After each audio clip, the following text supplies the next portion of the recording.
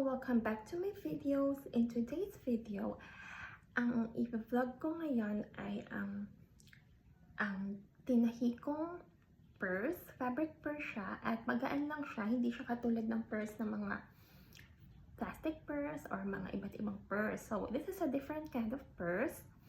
At itong purse na ito ay color brown, checkered brown. Mayroon siya ditong mga iba't ibang colors. So, brown ito, brown ito, brown ito, then flesh ito, then dito parang black. Bluish black. Bluish black siya. Parang ganun yung color niya, no?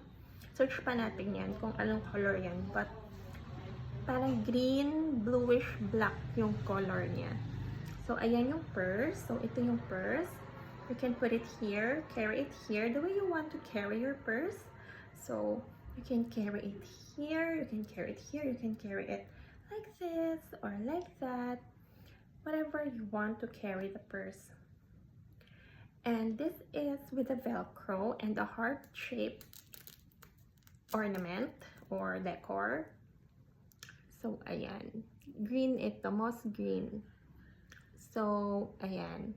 This is made out of a scarf kasi hindi naman siya sobrang old na, but it's a recycled material because I support sustainable fashion. So, nag-recycle ako. But, it's a good material. It's a really good material for my friend. So, sobrang ano ng materials na gamit ko dito. At ito yung material na yan. And ito yung lining niya, brown and white. So, ganyan. So, ayan ang purse. And then, so, ganyan ang purse. Pwede mo na siyang lagyan ng brush, lipstick, and scrunchies. So, perfect ang paggawa ko ng scrunchies. So, selling ako. Hindi madali. It's not easy. But it's the most fulfilling thing for me.